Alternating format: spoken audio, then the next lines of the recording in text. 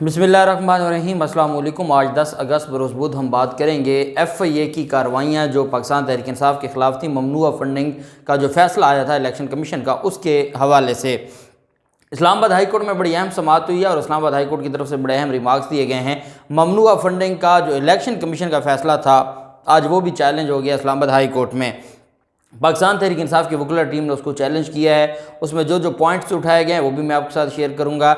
FIA की जो कार्रवाइयाँ हैं वो अभी रुक जाएंगी, उनका मामला लटक गया है, जबकि जो ममनुआ फंडिंग के शो काज थे पाकिस्तान तहरीक इंसाफ को इलेक्शन कमीशन की तरफ से, वो भी मुअत्तल हो जाएंगे और उसके ऊपर भी बड़ी कार्रवाई शुरू हो गई है। और साथ हम बात करेंगे पाकिस्तान तहरीक इंसाफ ने जो 9 हलकों में इलेक्शन शेड्यूल था उसको चैलेंज किया गया था और उस पर आज इस्लामाबाद हाई कोर्ट में अहम समाअत हुई है, वो भी मैं आपके साथ शेयर करूँगा। पहले मैं आपको बताता चलूँ कि साबिक स्पीकर असद कैसर की तरफ से पेशावर हाई कोर्ट में FIA के नोटिस को चैलेंज किया गया है, जिसके ऊपर कल समाअत होगी। और ये बेसिकली एक कबल अज़ गिरफ्तारी ज़मानत भी है कि अगर हम पेश होते हैं और FIA में गिरफ्तार न कर ले, वो कबल अज़ गिरफ्तारी की भी दरख्वास्त है ताकि हरासा न करे और गैर कानूनी कार्रवाई न करे। और साथ उन FIA के नोटिस को भी चैलेंज किया गया है।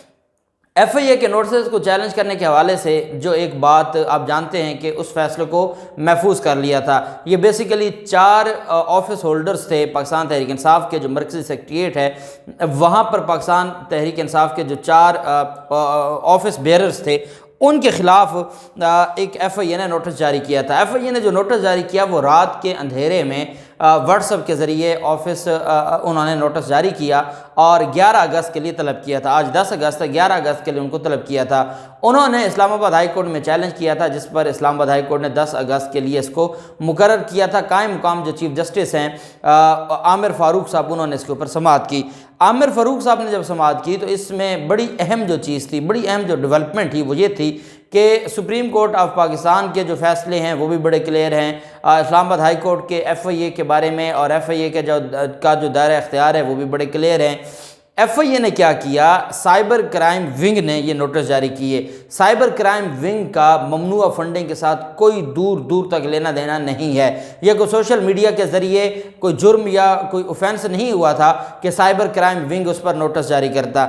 जल्दबाजी में FIA बहुत बड़ा ब्लंडर कर बैठा और अपना पहला जो दाव था वो ज़ाय कर बैठा। और FIA ने जो प्रॉपर तरीक़ेकार है, आईने जो हमारा पाकिस्तान पिनल कोड ने प्रोसीजर दिया है, जिसके तहत आप किसी भी को समन करते हैं, किसी भी अक्यूज को या किसी भी रेलिवेंट पर्सन को जब आप समन करते हैं तो उसका एक बाकायदा तरीक़ेकार मौजूद है। ये नहीं होता कि आप व्हाट्सएप पर आप उनको रात के 12 बजे नोटिस भेज दें और कहें कि आप फ़लान दिन पेश हूँ। एक चीज़ मैं आपको बता दूं कि जब वो 4 पाकिस्तान तहरीक इंसाफ के ऑफिस बेयरर्स की तरफ से जो दरख्वास्त दायर की गई थी, उसमें 2 चीज़ें मांगी गई थी। मैंने देखा है कुछ हमारे इस्लामाबाद हाई कोर्ट से रिपोर्टर्स हैं, उनकी तरफ से ये कहा जा रहा है कि नहीं ये टेक्निकल चीज़ है और ये टेक्निकल चीज़ ख़त्म हो जाएगी, वो दोबारा नोटिस भेज देंगे। देखो, जब भी नोटिस का लदम होते हैं वो किसी न किसी ग्राउंड पर होते हैं, उसमें चाहे भी कोई भी उसमें डिफ़ॉल्ट हो, चाहे उसमें कोई भी गलती हो, मिस्टेक हो, नोटिस का लदम होते हैं। जब आप दरख्वास्त दायर करते हैं आप 2 चीज़ों को चैलेंज करते हैं। एक, आप FIA की कार्रवाई को चैलेंज करते हैं और इंटरम रिलीफ के तौर पर आप उन नोटिस को सस्पेंड करवाने की बात करते हैं। आपको रिलीफ तब मिल जाता है कि जब आपकी मेन दरख्वास्त पर नोटिस हो जाए और आपका जो नोटिस, आपको तलबी का नोटिस था, जो समन था, वो सस्पेंड हो जाए, आपको रिलीफ मिल गया। बाकी फिर उनको बुलाया जाएगा, उनको सुना जाएगा, बाकी चीज़ों को देखा जाएगा। मैंने देखा है कि जब ये खबर आई है और ये फ़ैसला इन दरखास्तों पर फ़ैसला महफूज है, जो आज ही उम्मीद है कि आमिर फ़ारूक साहब सुना देंगे, उसमें जो अदालत के अंदर आमिर फ़ारूक साहब की तरफ से ये कहा गया है कि ये जो नोटिस हैं ये गैर कानूनी हैं, जो प्रोसेस इस्तेमाल किया गया है ये गैर कानूनी है और जिस तरीके से FIA ने काम किया है, ये हमारा जो डिसिप्लिन है, हमारे लॉ का जो स्कीम है, ये उसकी खिलाफ वर्जी है। जो इस बात का वाज़ेह सबूत है कि FIA की गलतियों की वजह से वो नोटिस तो कलअदम हो ही जाने हैं।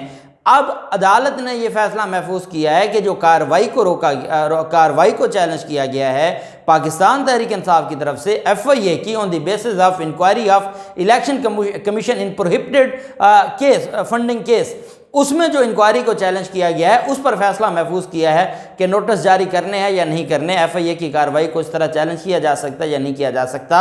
असल वो मामला है, नोटिस जो हैं वो टेक्निकल ग्राउंड पर हों, किसी गलती की बुनियाद पर हों, जो भी हो, उसमें इतना बड़ा मसला नहीं है और ये नहीं कहा जा सकता कि वो दोबारा कर देंगे और ये हो जाएगा वो हो जाएगा। तो अगर आज अदालत नोटिस जारी करती है और अगर अदालत जो मेन केस है और जो FIA के नोटिस हैं, समन हैं, उनको सस्पेंड कर देती है तो पाकिस्तान तहरीक इंसाफ को बहुत बड़ा रिलीफ मिल गया। चूँकि दो ही कार्रवाइयाँ थी, इलेक्शन कमीशन ने शोकाज की हद तक तलब किया हुआ है, शोकाज जारी किया है, जबकि FIA ने ये नोटिस जारी किए थे। अब जब यहाँ नोटिस सस्पेंड होंगे तो कल जो साबिक स्पीकर हैं असद कैसर, उनके नोटिस भी सस्पेंड हो जाएंगे। बाकियों को जो बुला इमरान इस्माइल को तलब किया गया है या महमूद रशीद को पंजाब से तलब किया गया है, उनके नोटिस भी सस्पेंड हो जाएंगे।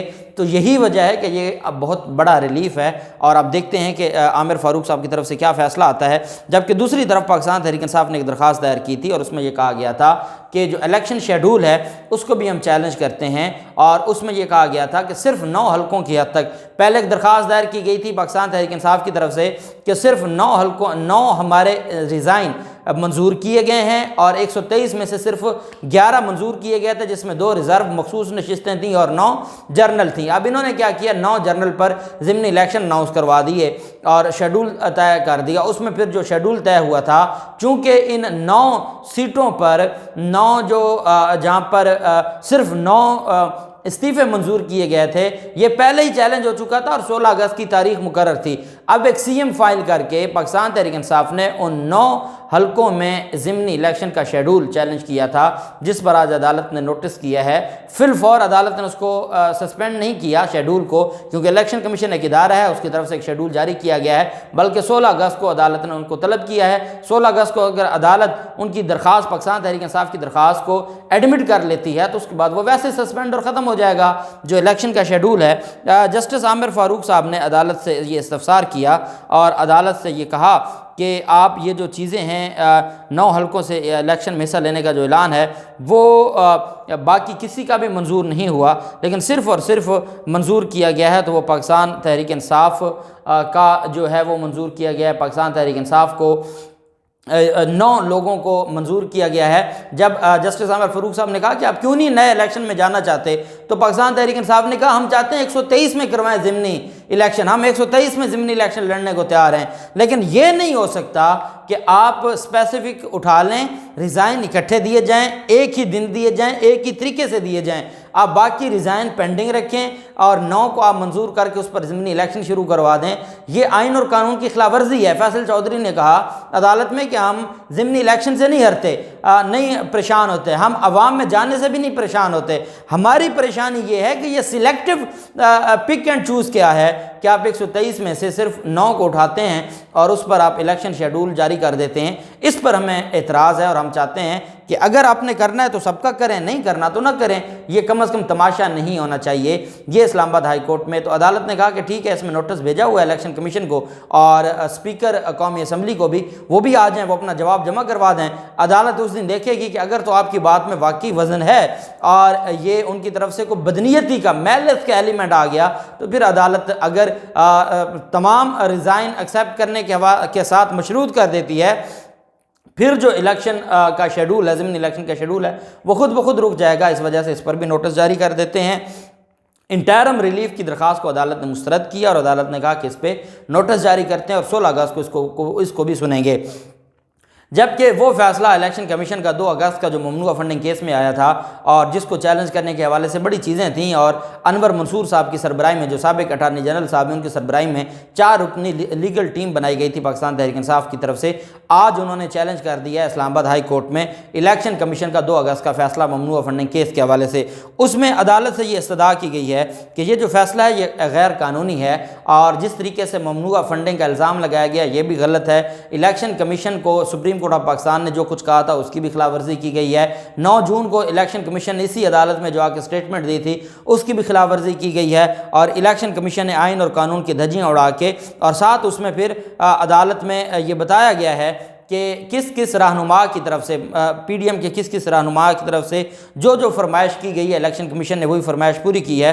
और PTI का कहना है कि ममनुआ फंडिंग केस में इलेक्शन कमीशन का शोकाज नोटिस भी कलअदम करार दिया जाए, इलेक्शन कमीशन का 2 अगस्त का फैसला भी कलअदम हो जाए, और साथ उसमें वफाकी इलेक्शन कमीशन को फ्रीक बनाया गया है। और साथ अदालत से ये इस्तदा की गई है कि जब तक फैसला नहीं होता इसको सस्पेंड किया जाए, इस फैसले को 2 अगस्त के फैसले को सस्पेंड किया जाए और उसकी बुनियाद पर जो शोकाज जारी किए गए उनको भी सस्पेंड किया जाए और पाकिस्तान तहरीक इंसाफ के खिलाफ कोई भी कार्रवाई ना की जाए। अब इसके ऊपर मेरे ख्याल में कल समाअत होगी, तो जो जस्टिस आमिर फारूक साहब की तरफ से जो 4 नोटिस FIA के चैलेंज किए गए थे जिसका फैसला महफूज था, उसकी तफसील भी मैं आपके साथ जैसे ही आ जाती है मैं आपके साथ शेयर करूँगा। और इलेक्शन कमीशन के फैसले को जो चैलेंज किया गया इसके ऊपर भी कल जो समाअत होगी हम आपके साथ शेयर करेंगे। अल्लाह पाक पाकिस्तान कामयाब नासिर हो।